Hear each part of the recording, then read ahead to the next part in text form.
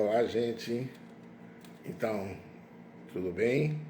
Como é que estamos? Primeiro eu queria pedir desculpa porque não estou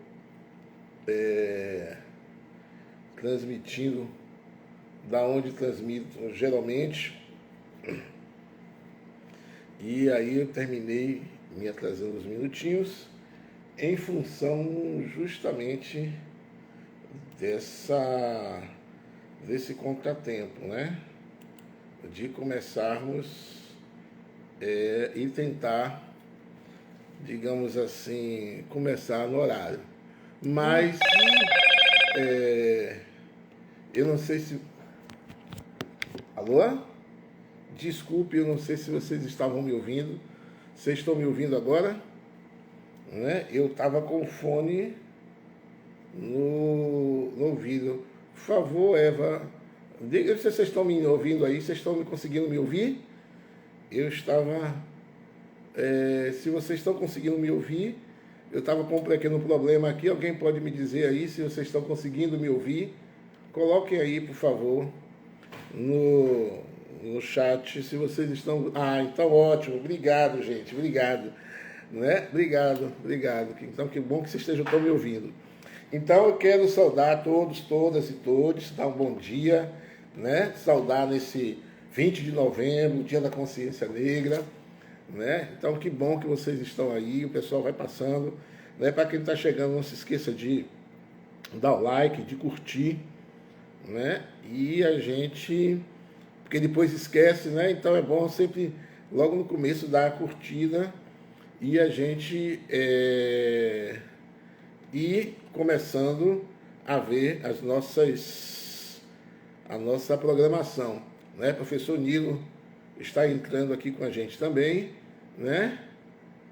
Isso, vai estar cada vez melhor, sim, com certeza. O professor Nilo está entrando aqui, eu vou chamá-lo, né, para que ele dê as boas-vindas e a gente ir começando, né, a conversar. A nossa pauta hoje é extensa, né? A conversar, né, e a trocar ideias. Muitas coisas que tivemos. Para o pessoal que está chegando, a gente está pensando em mudar a data do horário nossos encontros. Né? Professor Nilo, seja bem-vindo. Né? Então, professor Nilo, seja bem-vindo. Então, bom a dia ideia a é que... todos. Isso. Professor Nilo, quer fazer uma saudação de bom dia enquanto eu Bom dia a todos e a entro aqui? Quer todas. dar um bom dia para os Sejam seus... bem-vindos. Soyez bienvenue. Certo. Então, gente, nós temos uma pauta hoje, então não se esqueçam de curtir a gente no @prof.romilson, né? Então, tivemos muitas novidades. Estamos 2 dias sem nos reunirmos em função de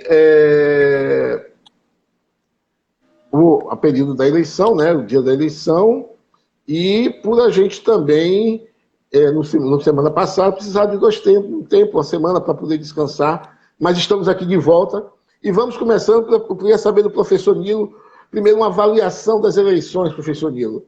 Como é que o senhor viu a eleição, a majoritária, né? A eleição para presidente? Eu queria que o senhor fizesse um rápido comentário. Senhor, qual é a avaliação que o senhor teve sobre essas eleições, de forma geral, do governo federal? Como é que o senhor visualizou? Qual foi sua ideia? Bom dia, professor Romilson. Bom dia a todos e todas que estão nos assistindo. Como disse o professor Romilson, não se esqueçam de curtir nossa conversa e divulgar nas suas redes sociais. As eleições, elas foram tranquilas, mais tranquila do que se esperava. O resultado não foi o esperado, mas foi um resultado... A eleição presidencial e do É isso que eu estou Estado. falando. Porque você acha que foi esperado? Eu estou falando da eleição presidencial mesmo. O resultado não foi esperado. Você me cortou. O resultado não foi o esperado. Mas nos contemplou. Imaginar que o defenestrado pudesse ter mais de 25%, que era o que eu imaginava que o defenestrado não tivesse mais de 25% dos votos, que os votos daqueles que tomam cerveja nos seus condomínios fechados, o voto daqueles que se aliam a uma visão militar da sociedade, entende? Somando tudo isso aí, eu imaginei que o defenestrado não pudesse ter mais de 25% dos votos. E a figura teve, sei lá, eu acho que 40%, 48%. 49%. Imagine, o resultado que é lamentável nesse sentido, precisa ser profundamente analisado para que a gente compreenda efetivamente o fenômeno que está acontecendo na sociedade brasileira, né? Por isso que eu acho que o resultado não foi esperado. Nos foi favorável, porque nós torcemos e fizemos campanha pelo presidente Lula, mas esse número de 49% me surpreendeu profundamente. Mas, no mais, nós estamos felizes e agora vamos tocar para frente e ver se a gente faz avançar esse país. Eu sou cético a esse respeito, mas é isso que a comissão de transição está discutindo, é isso que o resultado das alianças está trazendo e é isso que nós vamos discutir nesse curto espaço de tempo. E aí, professor Nilo, dando seguimento a isso, o senhor acha que o que é que o senhor achou dessas alianças no segundo turno e os impactos? Lógico, nós estamos conversando hoje sobre essas alianças, vamos conversar sobre essas alianças. Eu separei uma pauta aqui, estou procurando aqui no meu computador, por isso que eu estou de vez em quando olhando aqui, porque a internet deu problema aqui, eu não estou conseguindo localizá-lo. Mas muitas coisas, né, ocorreram. Eu queria ver como é que o senhor avalia essas alianças. Né, foram boas, foram ruins. A gente está vendo que no governo de transição, agora nesse período, a gente já começa a ver alguns problemas, né, com essas pautas. Primeiro que eu acho que, na realidade, o peso dessas alianças não foi tão grande assim. Obviamente que teve peso, mas não tão grande assim, da Simone Tebet, dos eleitores do Ciro. Eu imaginava uma outra realidade, né? Então, teve uma forte aliança. Eu acho que o grande vencedor dessa eleição foi o PT e Lula, né? E Lula, né, que teve uma quantidade de votos e cresceu muito pouco relativamente para a quantidade de alianças que ele teve no segundo turno, e que essas alianças que ele teve no segundo está cobrando muito agora no período de transição. Então eu queria que, como é, professor Nilo, que você faz essa avaliação dessas alianças e desses acordos, como é que você vê isso? Professor Romilson, eu vejo um pouquinho diferente. As alianças, elas são fundamentais para ganhar, foram fundamentais para ganhar as eleições. Mas, na minha compreensão, não foi apenas uma vitória de Lula, foi uma vitória do Brasil. É como se houvesse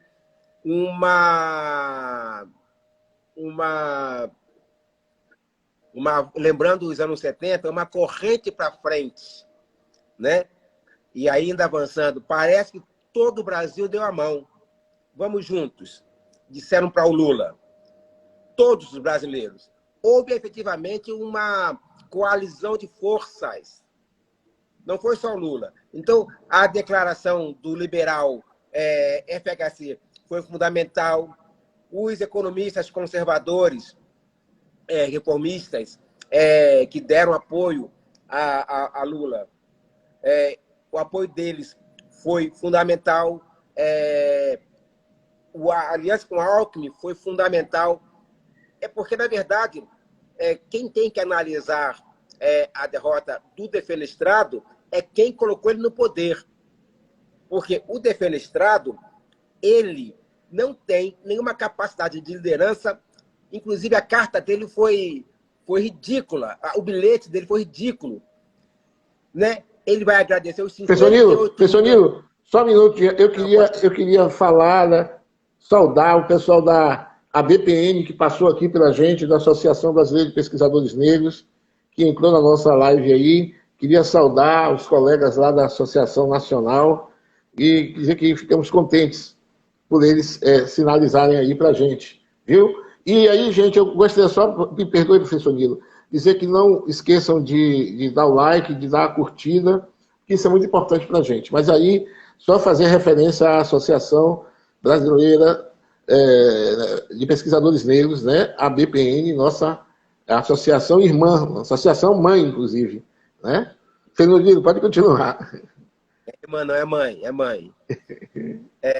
Veja bem, professor Romilson, o bilhete que o defenestrado faz, ele diz que se sente orgulhoso de liderar 58 milhões de brasileiros. A figura só liderou durante toda a sua vida a família. A família dele para fazer a rachadinha, para, a partir do serviço público, comprar centenas de apartamentos, centenas ou dezenas, eu não acompanho essa coisa. Fazer rachadinha, passou 28 anos dentro do parlamento, não tem nem 1 ou 2 projetos aprovados, se sente orgulhoso de ser contra a segunda edição da Lei Áurea, que é a reforma das trabalhadoras domésticas. Então, é ridículo. E depois, né, desse bilhetinho, incentivou ele, o ministro da Justiça, e uma nota terrorista do Exército. Aquela nota do Exército é terrorista. O Exército não tem nada de se meter na política. Quando uma força armada se mete na política, nós vimos em 64.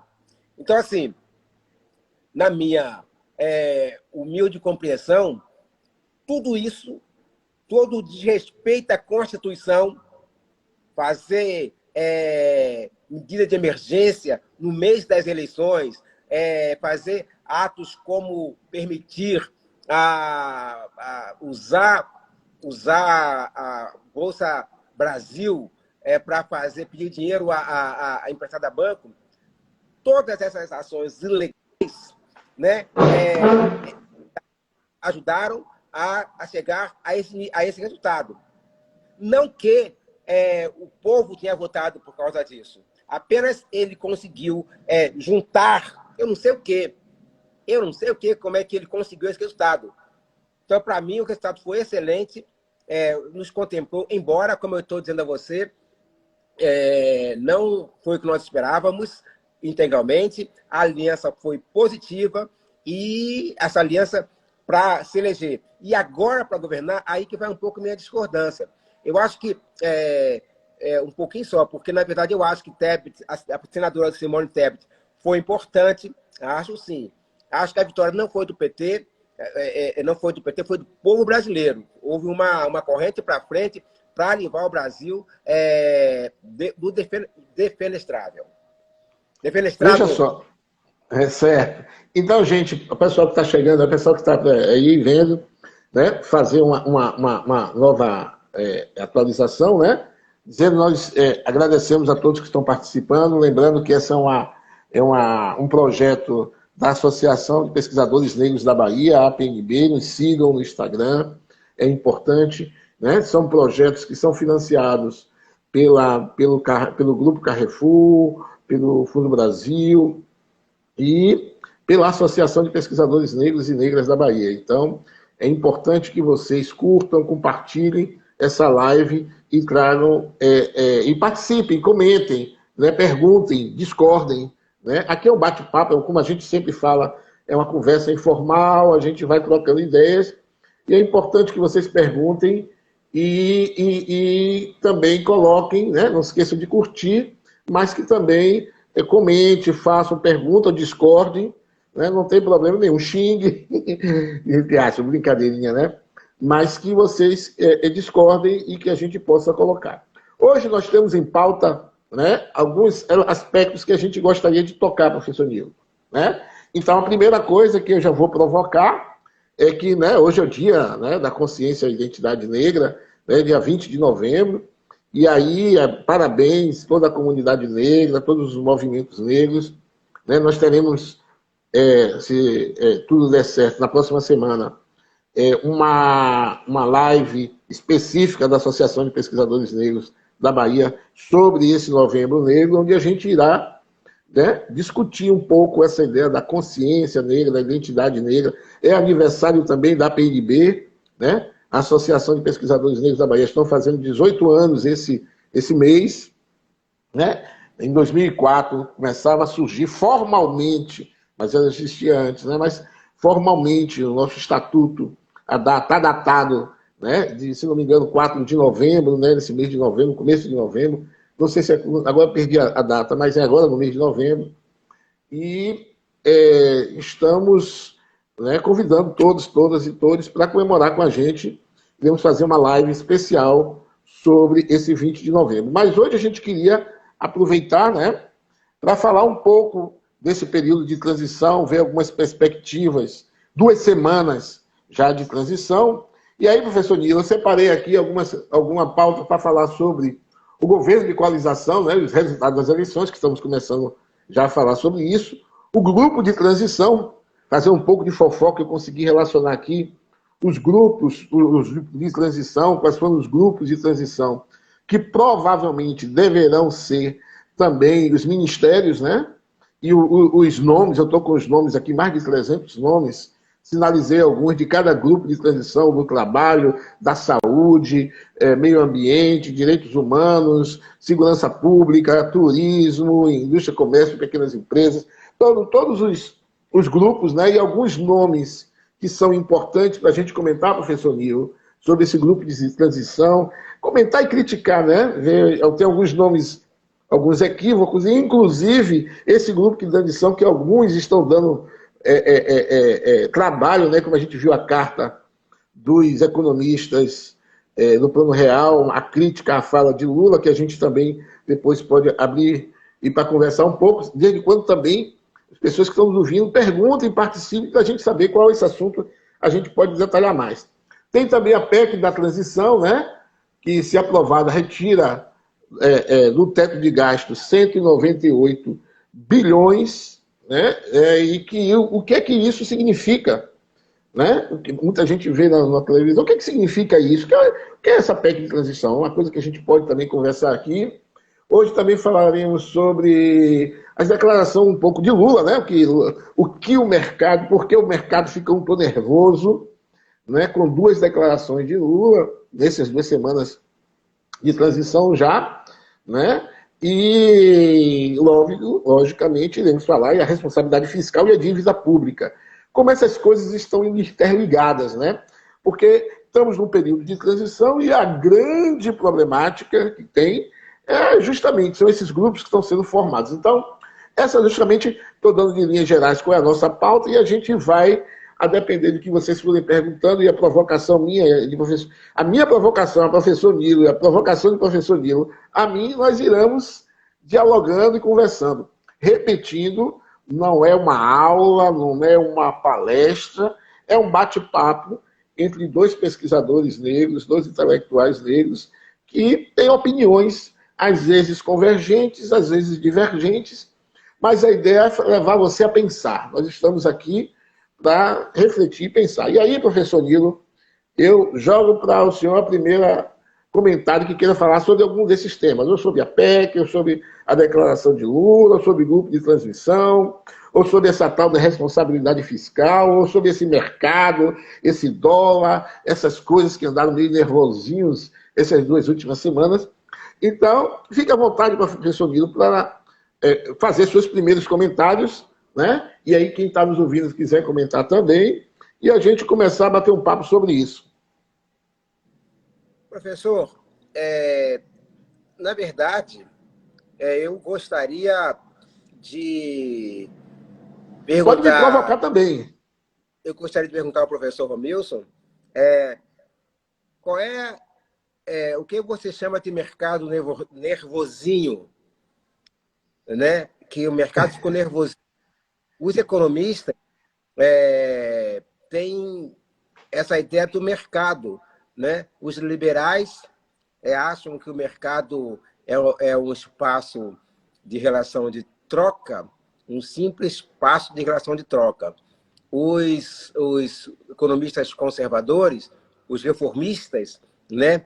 Que vocês associam que eu associo à esquerda, mas reformista é mais amplo do que esse negócio de esquerda. Acha que o mercado é um instrumento de controle público. Eu queria saber, você que eu considero um economista reformista, eu queria que você me desse a sua impressão, o que você chama de mercado nervosinho? Então, professor Nilo, boa provocação. Veja só, na realidade, essas 2 semanas, o que aconteceu, né? A gente viu 3 movimentos desde o dia 1º de novembro até o dia 18 de novembro, até sexta-feira, né? 3 movimentos. Primeiro, depois eu vou explicar o que é o mercado, né? E aí eu vou resumir, falar rapidamente o que eu estou chamando de mercado nesse primeiro momento. Oi? Para falar, hein? Você tem até meio-dia para falar. Não, eu vou falar, eu vou tentar. Não, eu vou tentar ser bem objetivo, rapidamente. Então, no primeiro momento, né, vou chamar de mercado a Bolsa de Valores, o dólar, né? Nesse primeiro momento, né? Para depois a gente ir compreendendo, né? A minha leitura. Então, no primeiro momento, a eleição de Lula, no dia 30, no dia 1º, o que é chamado Bolsa de Valores sobe e o dólar cai. Né? Primeira semana, primeiro dia, sinalizando, né, para o que eu estou chamando desse mercado, que são essa bolsa, são as especulações. Alguns chamam de a família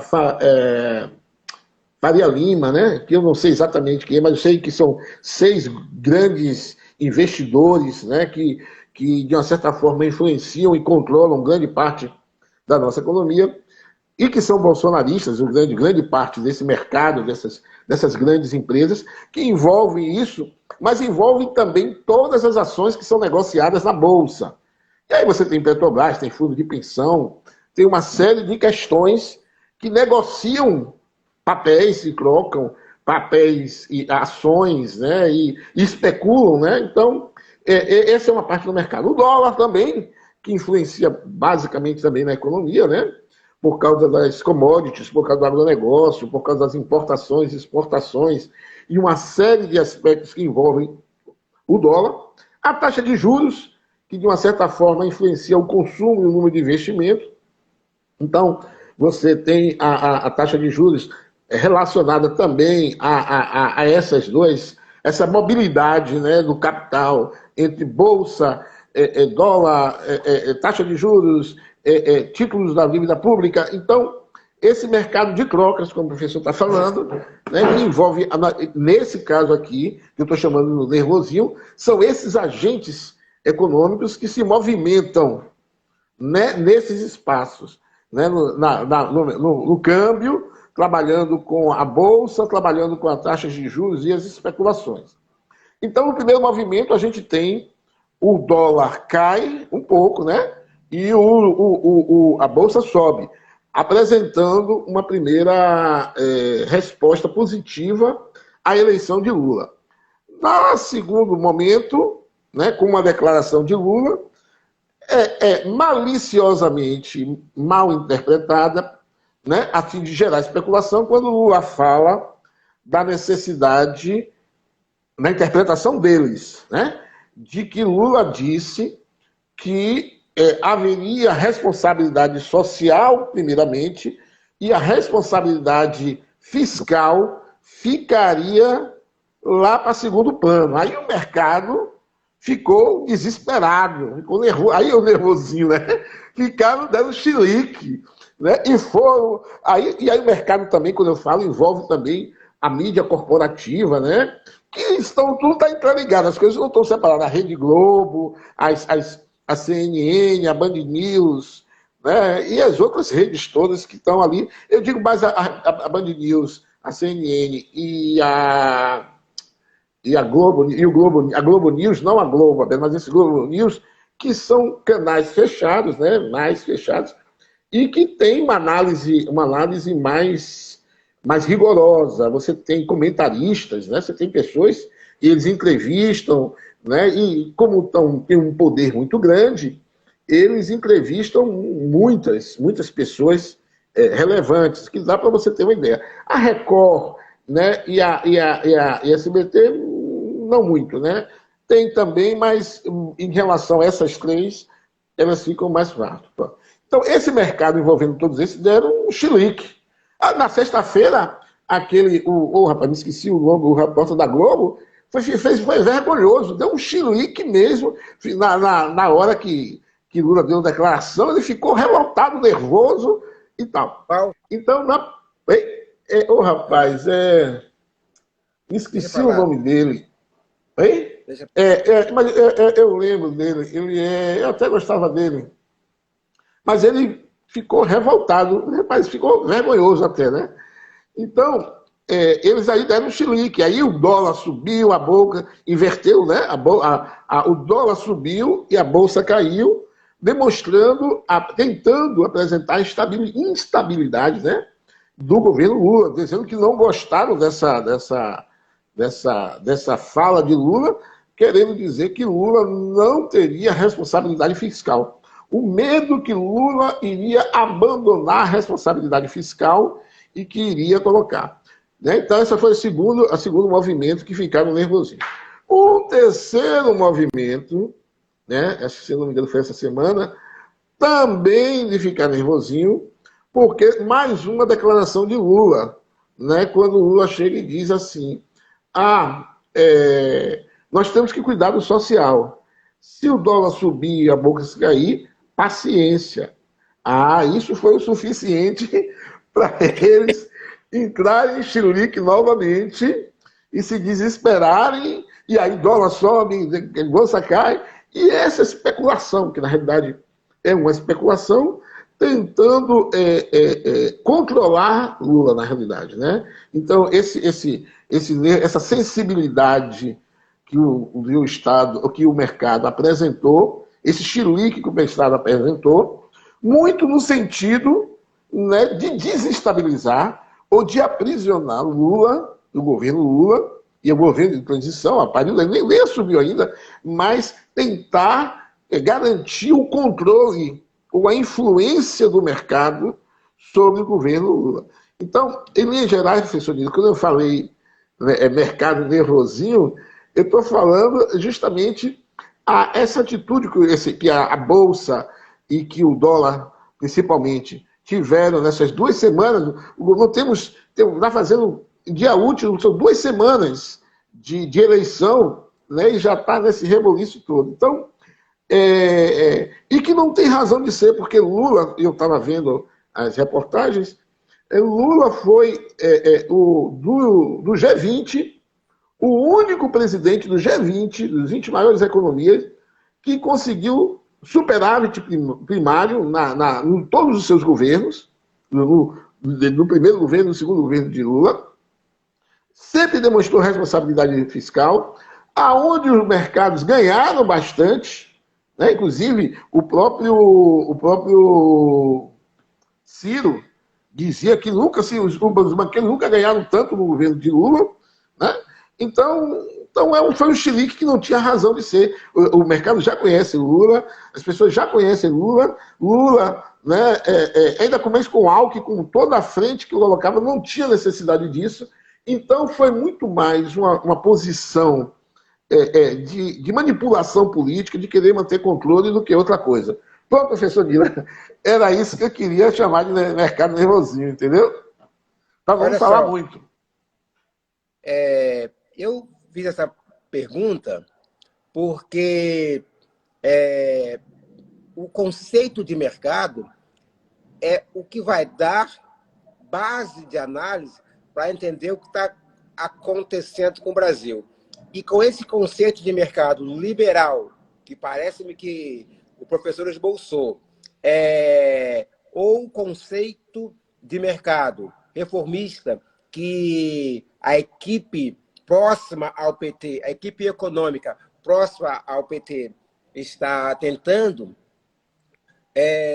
não se consegue dar resposta a esse mercado nervoso.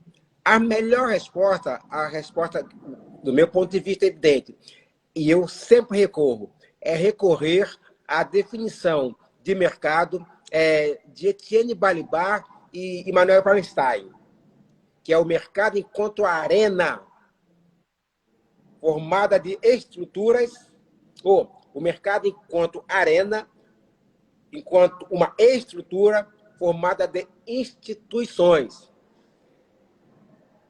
Por que isso? Porque nessa definição, nessa caracterização de mercado, nós vamos encontrar instituições poderosas, né?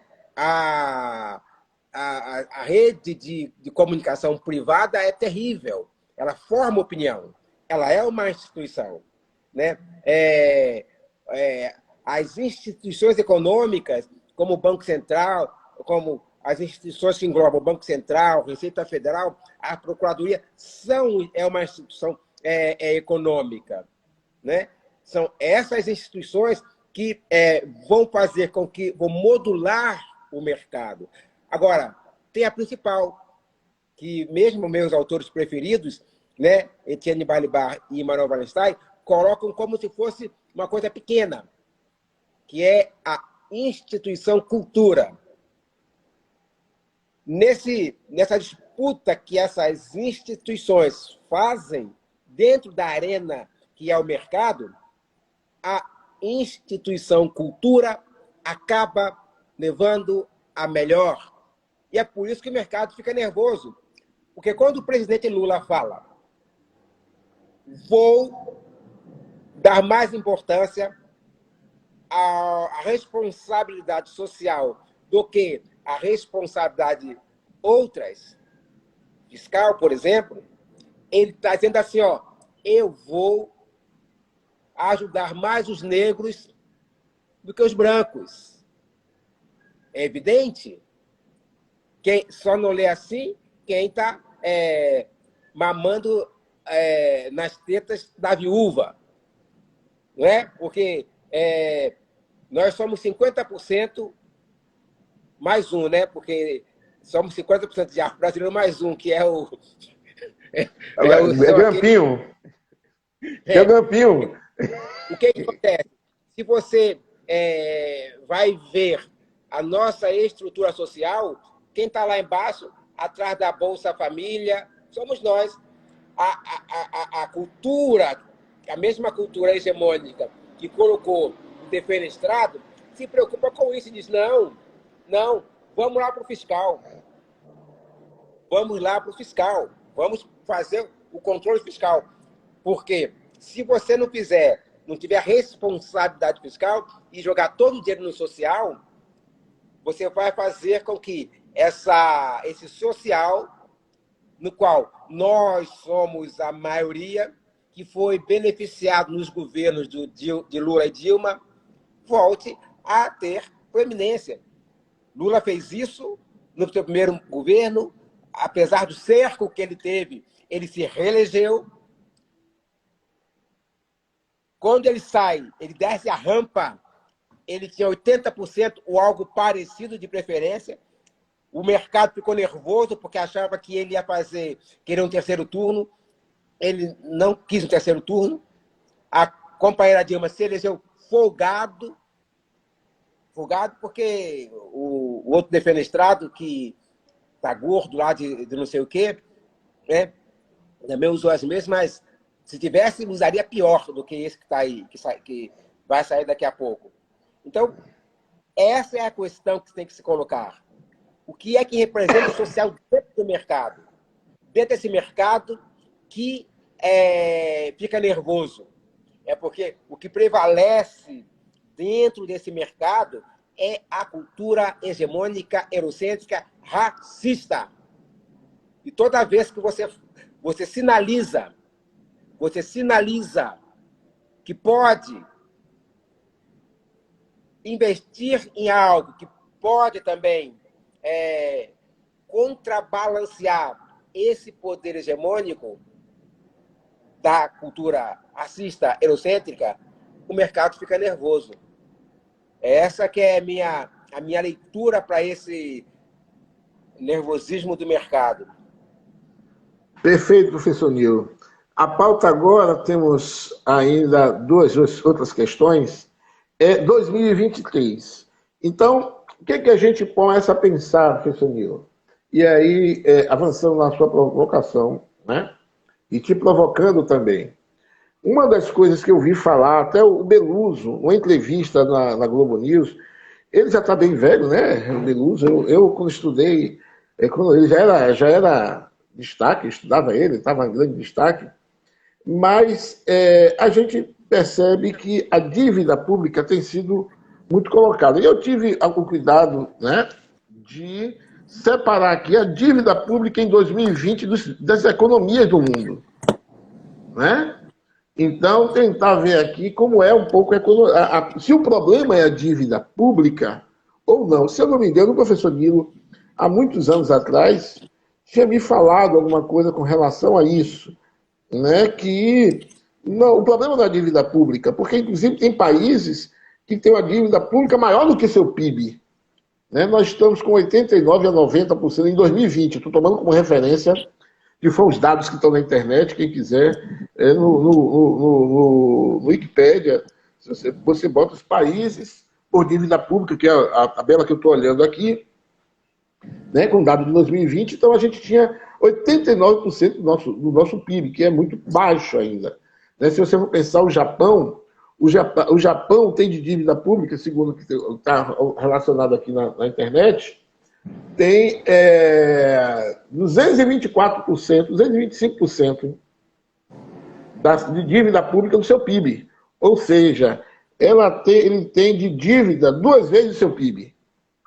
A Grécia tem 2 vezes, o Japão, 225% do PIB, a dívida pública. Grécia, 205%, aí a gente tem Sudão, 200%, né? E aí vai descendo, né? Cabo Verde tem 156%, ou seja... Oi? Oi, diga, fique à vontade. Deixa eu falar, depois eu falo. Pode falar. Não, pode falar. Não, é só isso. Eu só queria dizer...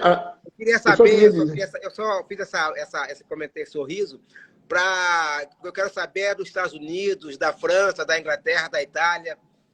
Vamos lá aqui, exatamente. Então, Itália tem 155% do PIB, ou seja, um PIB meio de dívida.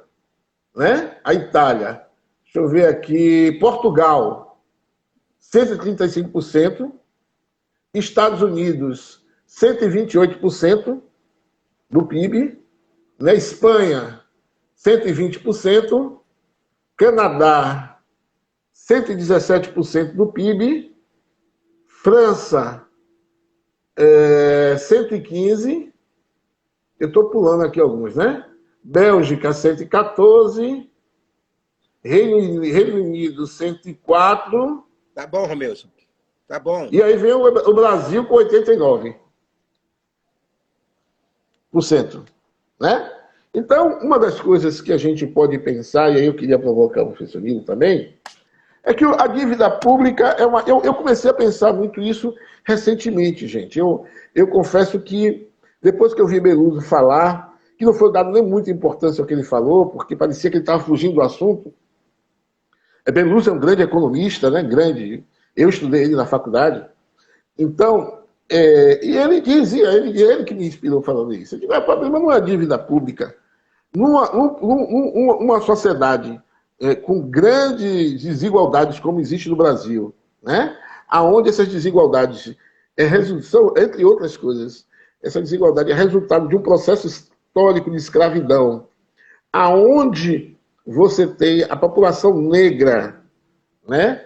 A população mais necessitada de investimento público, ter dívida pública numa sociedade como a brasileira é priorizar a população negra. E aí eu concordo plenamente com o professor Nilo, né? O problema desse mercado, que essa sensibilidade e essa discussão, é justamente porque existe uma parte desses cidadãos, dessa cidadania, que não é dada ao grupo da população. Porque é óbvio, quando você tem crise, o governo vai investir, né? Até que ponto a iniciativa privada investe, né? Então, um governo ele tem que saber administrar um tanto sua dívida. Isso sem falar que Bolsonaro, ou o governo de Bolsonaro, utilizou quase 800 bilhões, né, arrombou o teto. Né? Só na pandemia, na verdade, foi 500, né, por causa o teto do gasto, né, gente? Estou analisando o teto do orçamento. Né? Então, ele rompeu o teto. Né? Então, se a gente for pensar que esse ano foram mais de 100 bilhões, então, esse teto que limita o investimento público, né? E aí, sim, para garantir o pagamento de uma parte da dívida pública, e por isso o Lula colocou que também foi uma das coisas que gerou bastante revolta, né? Porque Lula disse que o teto do gasto limitava o investimento em saúde, em educação, em farmácia popular, e os economistas se revoltaram dizendo que não, o teto do gasto não tira dinheiro da saúde. Para que o teto de gasto?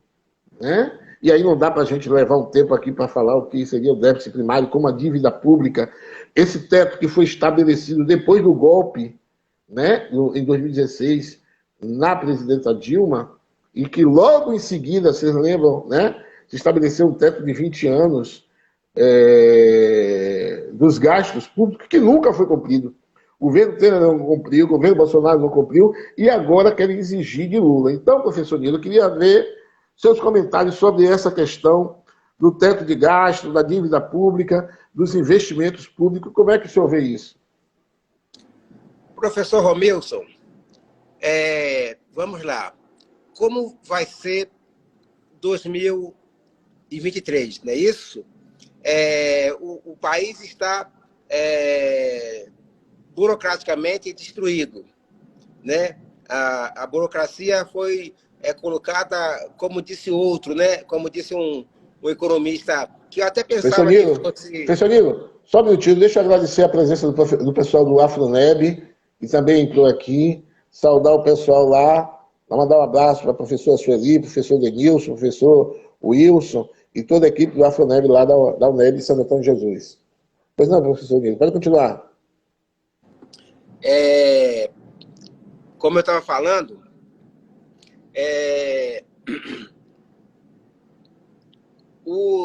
2023,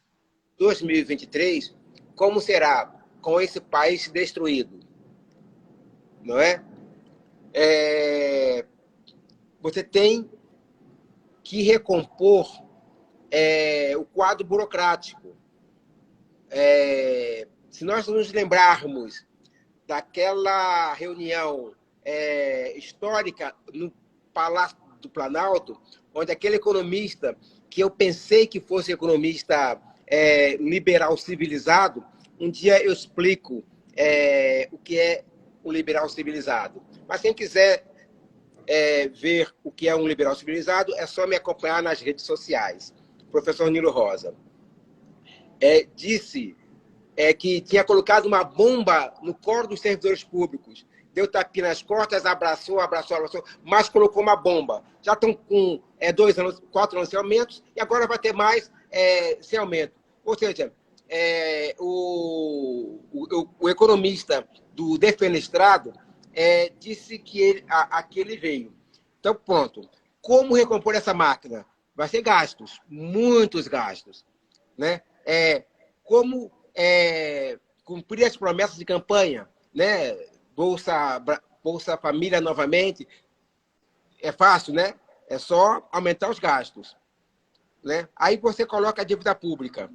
E você vem com uma informação importantíssima, que é a dívida pública dos países desenvolvidos, dos países do capitalismo central. A questão, embora você tenha citado Beluso, se essas palavras que você usou aí do Beluso foram ele que falou, eu vou colocá-lo no movimento negro unificado. Se foi, né? A não ser que sejam suas. Mas aí vem Beluso, que eu também estudei, claro, a gente tem que... Não, são minhas, não foi Beluso. Bom. Então eu entendi mal. Eu também, nós somos obrigados a estudar esses economistas reformistas e com essa visão eurocêntrica, né? Mas a questão não é a dívida pública, é a capacidade de gerar riqueza. É isso que vai pagar a dívida pública, é isso que vai pagar os gastos sociais. E aí vai a minha leitura. Né? Nós estamos devendo à professora Célia um debate sobre dívida pública. Né? Vamos ver se a gente programa isso. Por quê? Porque você não pode simplesmente dizer assim, olha, gente, não vou pagar não, hein? Dar um calote é para o defenestrado. Isso é ato falho. Né? O golpe estava preparado, mas não rolou. Então, veja bem, professor Romilson, a questão é a nossa capacidade de pagar. Se você pediu dinheiro emprestado, tem que pagar. O capitalismo é um sistema econômico baseado na confiança. Eu aprendi capitalismo com o meu pai e socialismo com minha mãe. Né? Meu pai tinha uma conta que ele devia no botequim.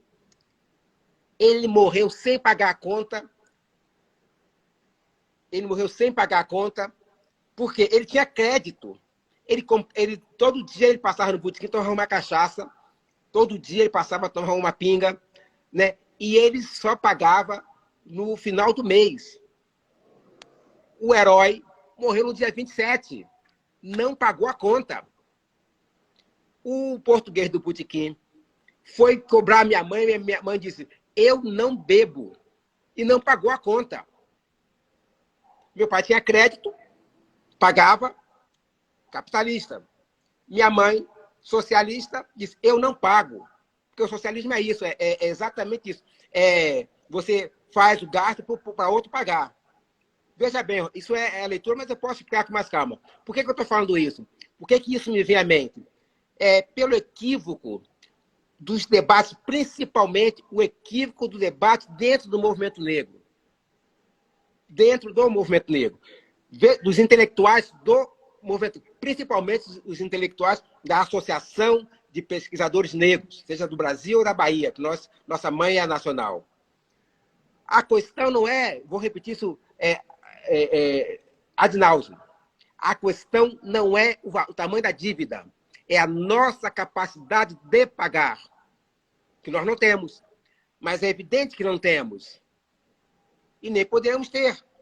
Quando aí, eu não vou te dar aula não, hein? Você sabe que eu não sou economista, embora seja professor de economia há 32 anos. Mas você sabe que se você orquestrar os fatores de produção... Professor Nilo, deixa eu só fazer referência à professora Célia. Deixa eu concluir, depois você faz. Se você... vai ser rápido. Se você administrar, combinar os fatores de produção de forma eficiente, eles produzem riqueza. Só que os fatores de produção no Brasil não são organizados de forma eficiente. Porque eu vou falar do principal fator de produção, a mão de obra. Ela não é organizada para produzir riqueza. Ela é organizada Ela é organizada para manter uma hegemonia, como você gosta de falar, civilizatória cultural. Mais ou menos isso. Ou seja, a mão de obra não é contratada para produzir mais-valia. Ela é contratada para manter uma hegemonia cultural. Por isso, nós não vamos produzir riqueza e não podemos pagar dívida, apesar de sermos um dos países mais ricos do mundo. Essa é a questão. Desculpe, Romilson, senão eu não ter interrompido, porque eu ia cortar meu raciocínio. Não, perfeito, professor Nilo. Não, perfeito. Eu só ia fazer referência, eu gosto quando as pessoas estão passando, fazer referência até ter em consideração o aceno que as pessoas fazem, né? Aí a professora Célia Sacramento também passou aí, acenou para a gente, né? E aí eu queria aproveitar e falar para o pessoal que está assistindo que não deixe de curtir, de dar um like, de fazer um comentário, né? Se não deixe para o final, depois esquece, né? É importante que vocês possam curtir, fazer algum comentário, fazer alguma pergunta, fazer alguma crítica, né? Porque aí a gente serve saber o que é que vocês se interessam ou não se interessam. Mas aí, professor Nilo, nessa pegada aqui, eu não sei se vocês acham que é interessante fazer um comentário sobre essa lista de indicados para o governo de transição. Temos alguns baianos, o professor Fábio Gabriel, da UFRB, está lá. Temos também o Otto Alencar, temos algumas pessoas conhecidas. A professora Nilma está lá, Nilma Lino Gomes, que é da Associação também Brasileira de Pesquisadores Negros, está lá no grupo de equidade, né? Temos vários personagens negros e negras que estão lá no grupo, né, de transição. E aí, professor Nilo, não sei se valeria a pena dizer quais são os grupos e destacar algum nome, ou partindo nessa continuação desse debate sobre o 2023. O que é que vocês dizem aí? Né? Vale a pena... Eu gostaria de só fazer um acréscimo aí nessa questão do 2023. Eu não estou acompanhando os nomes, eu acho que os nomes não são muito importantes para mim, porque eu sou cético.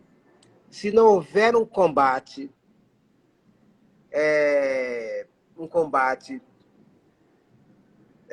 decisivo, um combate persistente contra o racismo, eu vou ser direto, né? Contra o racismo, que é, para mim, o principal problema do país, do qual decorre todos os outros, nas sociedades colonizadas. Nas sociedades colonizadas, eu preparei até um texto aqui, os portos-chaves estão sempre na mão daqueles que desejam a manutenção da hegemonia cultural eurocêntrica.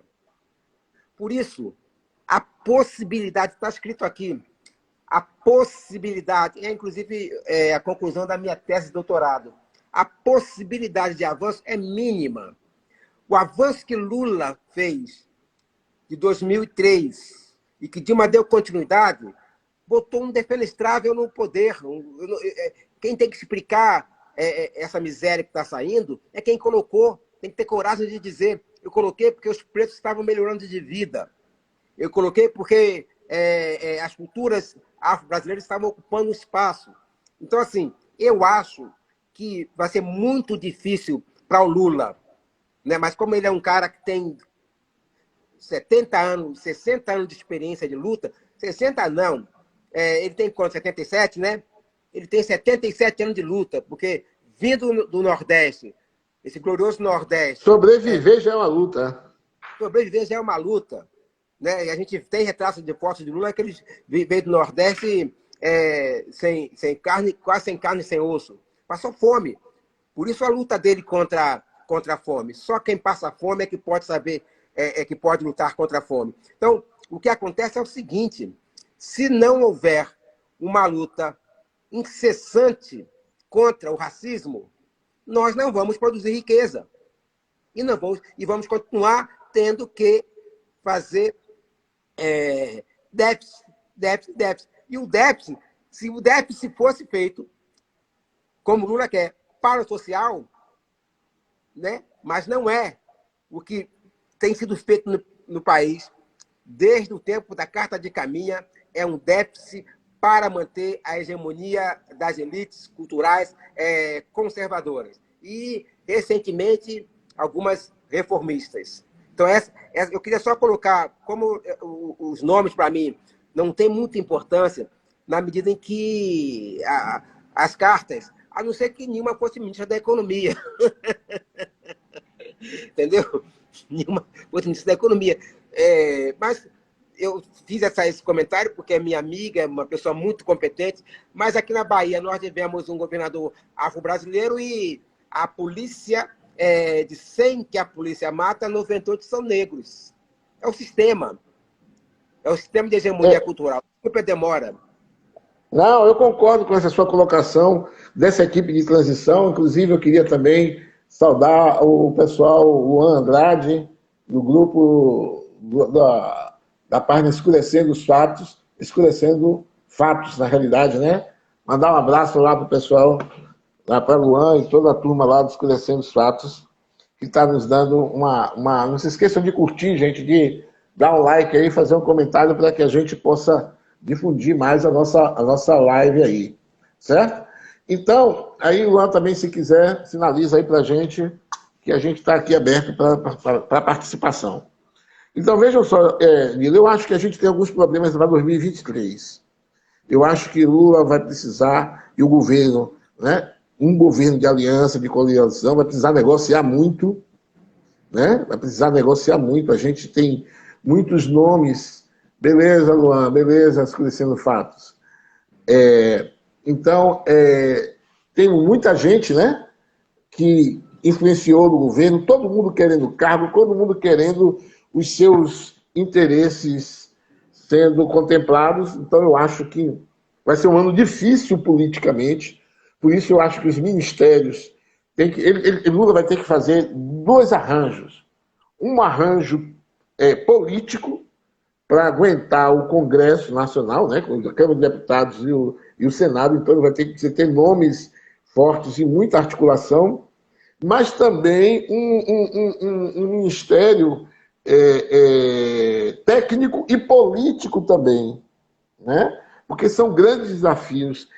É a reconstituição de políticas públicas.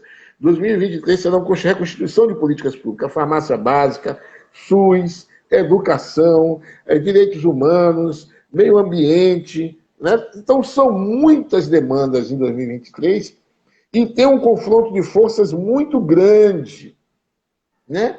Então, a gente tem, desde o PMDB, vai ter uma discussão na questão de negociar, inclusive com o DEM, né? Que é como é o nome agora do DEM? União Brasil, com União Brasil, né, tendo que negociar com o PSD menos mal, mas com União Brasil.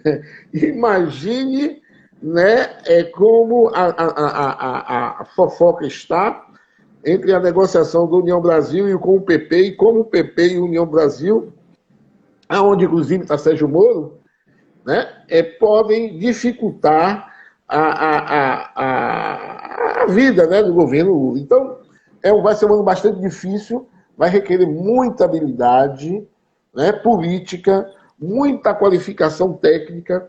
Às vezes eu vejo os nomes que foram colocados, às vezes pessoas querem colocar uns nomes. Eu acho que esse é um período difícil, né? É um período que vão ter que ter pessoas com muito jogo de cintura, com muita experiência, para poder reconstruir, e reconstruir sem voltar à mesma coisa, né? Então, reconstruir sem voltar à mesma coisa. Então, é preciso que o governo atualize as discussões. Lula não vai poder voltar ao governo de 2003, 2008, né? Não vai poder ser isso, porque o mundo é outro, o Brasil é outro, a destruição foi muito grande, né? Na área do meio ambiente é preciso que se construa um grupo muito forte, e inclusive é uma forma de trazer e captar recursos para o Brasil.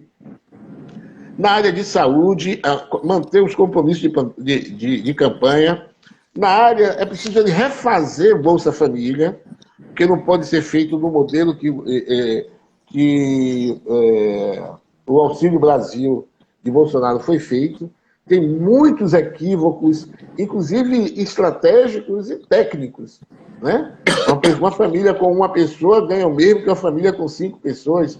Então, vai ter muito trabalho, né? Vai precisar muita reconstrução das políticas públicas, negociação. Eu acho que a gente vai ter um retorno de políticas. Eu acho que a temática étnico-racial vai ficar mais forte, a temática das mulheres, as temáticas sociais vão ficar mais fortes. Eu acho que o governo vai precisar investir muito também e repensar muito a questão de política de segurança pública e se o Ministério da Justiça e a Segurança vai ficar preciso reconstruir novamente esse setor, porque as polícias, e aí como o professor Nilo coloca, né? A polícia é um grande problema para a comunidade negra, né? Para a população negra. Não, Romilson. Oi. Só vou te interromper porque eu não disse isso, né? Eu não disse isso. Não estou dizendo que você está dizendo isso, não. Não, eu estou dizendo. Eu estou dizendo certo. que a polícia. Eu estou dizendo que a polícia. Você quer dizer a segurança pública, né? É a segurança pública. Quando eu falo. A segurança pública. Tá bom. A segurança pública é um grande problema para a população negra, né? E isso é um grande problema para o governo. A gente pode ver aí que a Polícia Rodoviária Federal, que as notícias estão falando aí sobre a Polícia Rodoviária Federal, sobre a Polícia Federal, né? Sobre as polícias militares, sobre todo o aparato de segurança que precisa ser revisto, inclusive com essa quantidade de armas que estão na mão da população, né? Tem que voltar o Exército para cumprir o papel que é o papel do Exército. Nós temos as fronteiras aí, o Exército tem que ter um papel na Amazônia, né? A gente, esse problema que ocorreu nessa semana no Rio de Janeiro, do navio se bater na ponte Rio-Niterói, eu lembrei, professor Nilson, né? Navio, como é que chega no cinturão? Onde é que está a guarda, não sei se é guarda costeira, marinha, que não vê que está vindo um navio para bater na ponte Rio-Niterói, né? Então precisa se repensar o papel das Forças Armadas, que foi também desvirtuado. Não é o papel das Forças Armadas tomar conta de urna eletrônica, isso é o que a gente está vendo aí nas notícias na televisão. Então ele vai ter que refazer isso, refazer a questão da justiça. Nós temos muitos problemas com relação à justiça, né? É preciso, só que a gente for pensar de ação que tem, né, no próprio governo Bolsonaro, né, com relação a deputados e deputadas, a eleição, deve ter um monte... Oi? Deixa eu cortar para anunciar agradecer a presença de Cíntia Rosa. Cíntia Rosa entrou aqui na página e eu quero aproveitar para agradecer a presença de Cíntia Rosa. Seja bem-vinda, Cíntia. Cíntia Rosa. Seja bem-vinda. Seja bem-vinda, Cíntia Rosa, grande arquiteta aqui na Bahia, destaque lá, na época que estudava lá na UFBA, né? Aluna exemplar e de destaque, grande arquiteta aqui na Bahia.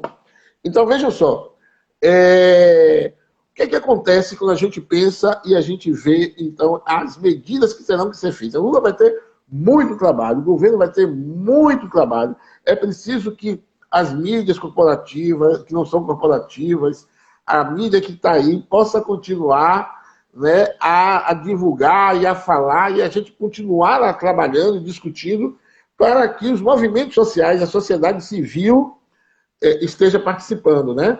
Tem a questão do Ministério dos Povos Tradicionais, dos Povos Originários, né? Então,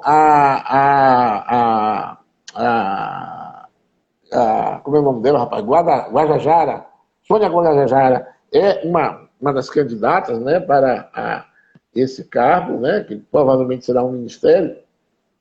Então, a gente tem muitas mudanças no 2023. 2023 é um ano que promete, é um ano que eu acho que vale a pena apostar. Eu acho que o Lula vai tentar fazer 4 anos logo nesse primeiro ano, né? No primeiro ano nós já teremos um retorno significativo, um impacto na realidade. Porque, na realidade, o governo Lula já começou, né?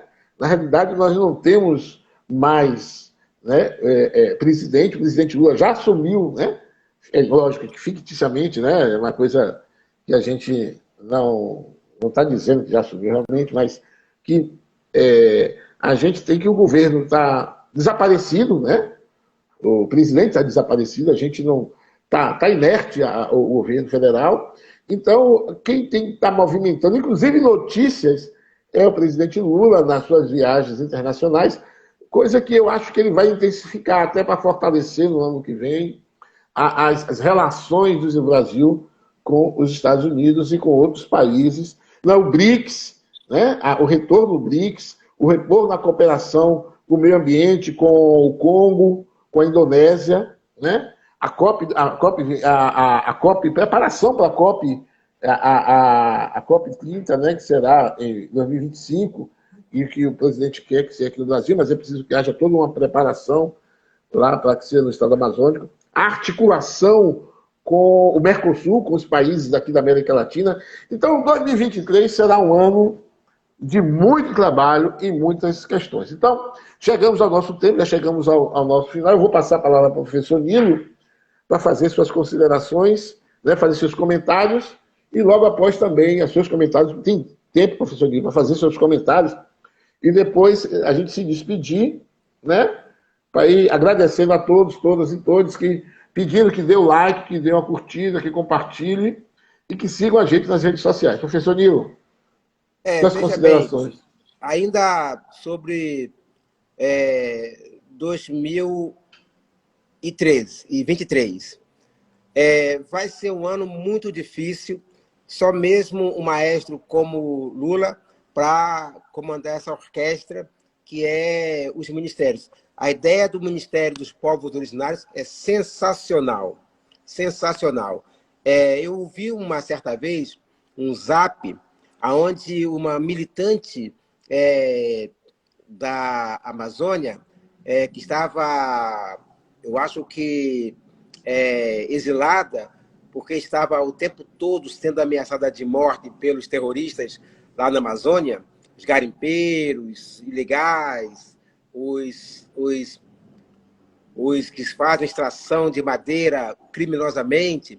Ela falava em reforma agrária, né? Eu achei aquilo muito engraçado, porque a Amazônia pertence aos índios. A Amazônia pertence aos índios. Eu estou falando de forma bem peremptória. Eu não tenho que discutir reforma agrária. A Amazônia pertence aos índios e aos quilombolas, que estão lá há mais de 300 anos, que se aliaram aos índios e ocupam a Amazônia há mais de 300 anos. Como disse Lula mesmo, naquela fala magnífica, é esse povo que tem que tomar conta de lá. Ele falou 29 milhões, mas evidentemente que tem muito mais. Mas a floresta da Amazônia pertence aos índios. E ponto final. Com respeito à questão das armas, que está em massa na mão da população, essa enchente de armas, ela teve um único objetivo: cumprir promessa de campanha, né? Quem financiou e financia e vai financiar historicamente o defenestrado era as empresas de armas. Veja, eu nunca vi, nem vou ver, mas eram as empresas de armas e munições. Então, isso foi exatamente para aumentar o caixa dessas empresas. Eu pensava que era para depois armar o povo para fazer golpe de Estado. Não, era só promessa de campanha. Então, mas as armas estão inundando o país porque há alguns anos, né, as fronteiras do Brasil estão abertas. A Receita Federal, que é quem controla. Na verdade, é a Receita Federal. A Polícia Federal tem um papel importantíssimo, mas quem está na frente é a Receita Federal. Está totalmente desaparelhada. São profissionais, eu fui de lá e posso dizer, extremamente capazes, extremamente comprometidos com o serviço público, na sua esmagadora maioria. Eu fui do sindicato, posso falar, né? em sua esmagadora maioria. Estão preparados, mas a instituição Receita Federal, a organização Receita Federal, eu gosto de fazer bem essa separação, está completamente desaparelhada. Não posso falar da Polícia Federal, porque eu não conheço, mas acredito que, como a única coisa que foi aparelhada, mas para fazer injustiça, foi a quadrilha lá de não sei o quê. Não vou falar o nome, não, porque... Então, veja bem, por isso essa enchente de armas no país, em função do desaparelhamento dos órgãos que cuidam da entrada de bens estrangeiros no país. A Receita Federal, primeiramente, e, em segundo plano, a Polícia Federal. Com respeito ao que vai ser na economia, como eu disse, Lula vai fazer aquilo que ele diz. Se Lula cuidar bem da harmonia entre os poderes, não ficar xingando o ministro Supremo, não ficar xingando o deputado de vagabunda, se ele fizer essa harmonia do governo e orquestrar as alianças dentro do parlamento, as coisas vão caminhar, né? As coisas caminharão, né, de forma tranquila, como caminhou durante 8 anos de governo dele. As instituições funcionaram plenamente, fizeram seu papel, inclusive em eventos políticos no governo dele. Então, não há qualquer... A economia, ela vai... aí que entra a parte reformista da aliança, que é o PT, o PCdoB. Nós, nos anos 80, quando fundamos o Partido dos Trabalhadores, nossa grande palavra de ordem é o mercado interno. O mercado interno. O mercado interno. O que aconteceu foi que essa palavra de ordem foi abandonada nos últimos anos. Inclusive, nos últimos anos do governo Dilma. Se Lula e sua equipe econômica se voltar para o mercado interno, eu acredito que nós teremos um crescimento razoável de 3% a 4% no segundo ou terceiro ano. No primeiro ano não vai dar. Eu não acredito que Lula tenha que a economia vai ter essa capacidade de reação no primeiro ano. Mas no segundo e terceiro e quarto ano, eu estou acreditando que seja possível. Se, e somente se houver uma expansão do mercado interno. Do mercado interno. Então, é isso que eu defendo para 2023. E agradecer a você por essa iniciativa e dizer que estamos devendo a Célia um debate sobre... Eu quero falar, tem muita coisa para falar sobre essa dívida cidadã, essa história de dívida cidadã. E Célia tem um debate a esse respeito, e eu tenho intenções de fazer um debate sobre isso. Então, se nós pudermos programar para depois dessa que você sugeriu no início, para depois um debate sobre o 20, a gente fazer um debate sobre essa dívida cidadã que você e Célia defendem tanto, dar um calote no setor bancário. Não é calote no setor bancário, não. Eu acho que a professora Célia estava até aí, ela até comentou, falou aí, ela estava aí. Deixa eu falar uma coisa só, a propósito do setor bancário, deixa eu falar uma coisa rapidíssimo. Fica à vontade, professor, fica à vontade. Rapidíssimo. Falando em banco, o BNDES avançou 400 milhões de reais para um segmento em função de uma chamada pública, né? E o segmento, segundo a chamada do BNDES, era para financiar micro e pequenas empresas. Mas esses segmentos são segmentos bancários, de bancos digitais. Então, para você ver como a questão da dívida pública, aí eu fui entrar na página para ver a página dessas empresas, vá lá que você vai morrer de rir. Aí que está a questão dos bancos, e não dar calote.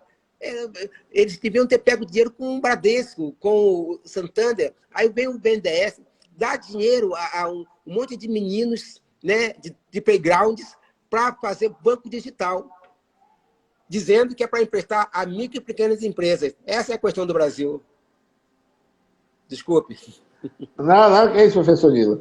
Então, gente, eu queria agradecer a todas, todos e todes. Obrigado aí. Não se esqueçam de dar o like, de dar a curtida, né? Essa é uma programação que a gente está tentando manter, né? Já mantemos com a ajuda do Grupo Carrefour, do Fundo Brasil, né? Da própria Associação de Pesquisadores Negros da Bahia, a PNB. E nós teremos uma outra live essa semana, gente, e uma live especial, né? Fiquem atentos que nós vamos mandar o card com horário, dia, com tudo certinho, né? Uma live com outras pessoas também, para que a gente comece a comemorar o 20 de novembro. E como o professor Nilo colocou, na sequência iremos discutir essa ideia dessa questão da dívida pública, dívida cidadã, iremos ter uma boa conversa, um bom debate sobre essas questões, certo? Fiquem atentos, gente, com as datas. A gente está discutindo, tem pensado aqui as datas da nossa live em função de alguns problemas, em função meus, inclusive, de alguns problemas também. Mas a gente fiquem atentos aos nossos cards, que nós iremos passar mais informações para vocês, certo? Curtam a gente, compartilhem. Obrigado pela presença, acompanhamento. Obrigado, professor Nilo. O professor Nilo não precisa obrigar, porque ele é sócio, né, é parceiro e é coautor da nossa live. Então não precisa agradecer a ele. Mas obrigado a vocês que estão aí, né, na nossa atividade. Né? Beijo e até a próxima semana. Tchau, tchau.